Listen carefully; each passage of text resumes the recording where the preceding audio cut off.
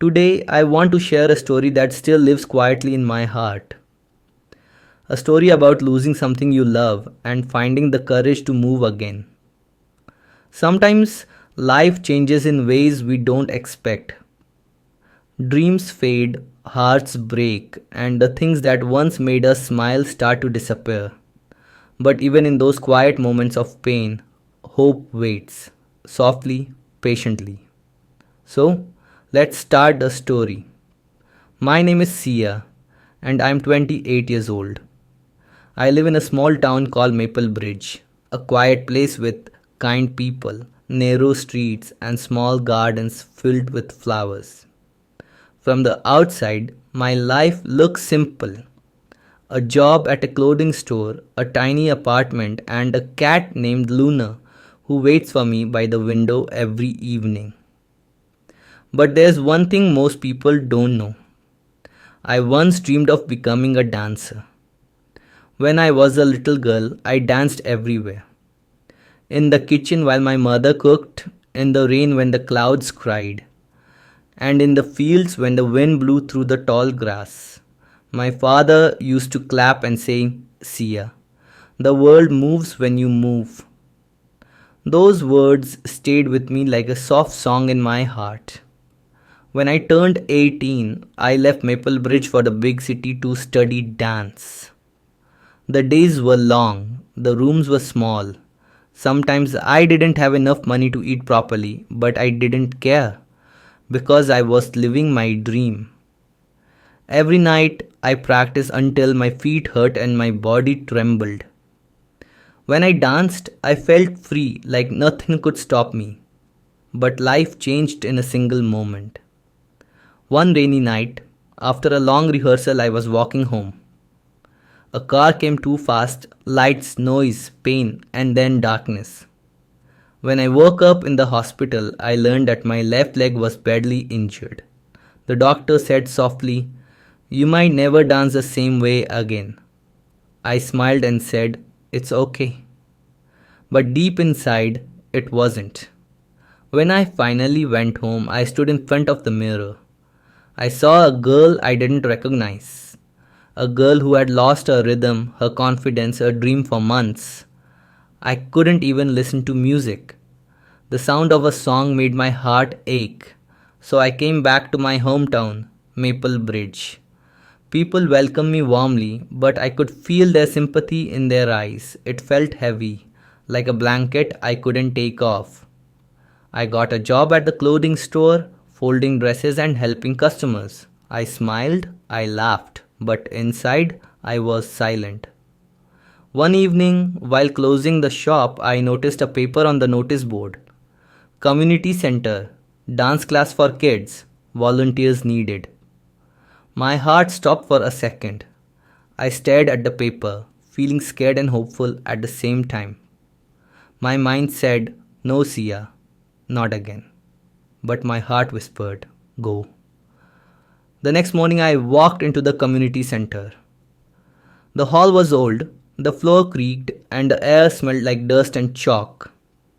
A group of children were running around, trying to copy the teacher's steps. Their laughter filled the air like sunshine.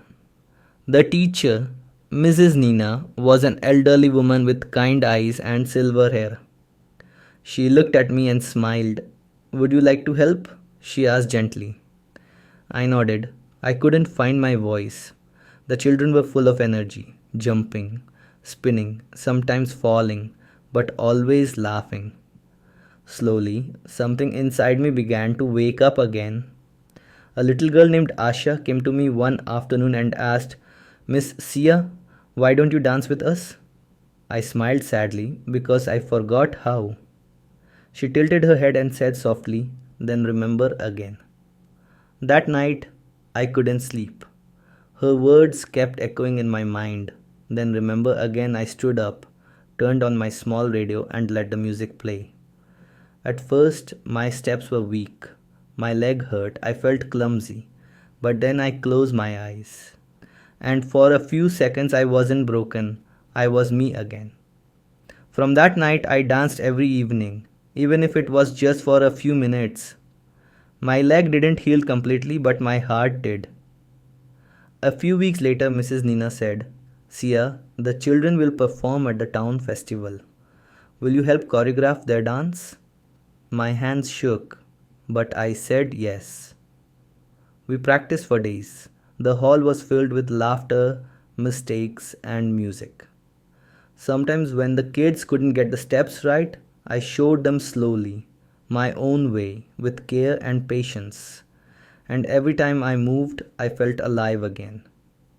When the festival day arrived, the hall was full.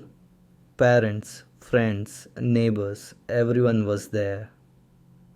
The lights shone brightly, the music began, and the children danced with pure joy.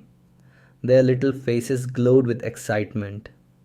At the end of the performance, Asha ran to me and shouted, Miss Sia, come, dance with us. Before I could say anything, she pulled me onto the stage. The crowd started clapping, and my heart began to race. And then I danced not like before, not perfectly, but with freedom, with love, and with peace. When the music stopped, the hall was silent for a second, and then everyone stood and clapped loudly. Tears filled my eyes. Mrs. Nina came up to me, touched my shoulder, and whispered, You didn't forget, Sire. You just paused. That night, as I walked home under the quiet sky, I felt something I hadn't felt in years: lightness. The stars looked brighter. The wind felt softer, and my heart whispered, You are dancing again. Now, every evening after work, I go to the community center. I teach children how to move with joy, not perfection, because I've learned something important.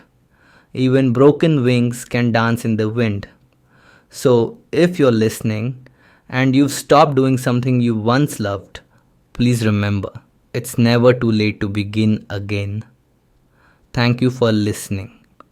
If this story touched your heart, please subscribe to Story Tales to learn English, where stories heal your soul, inspire your dreams, and help you grow your English beautifully.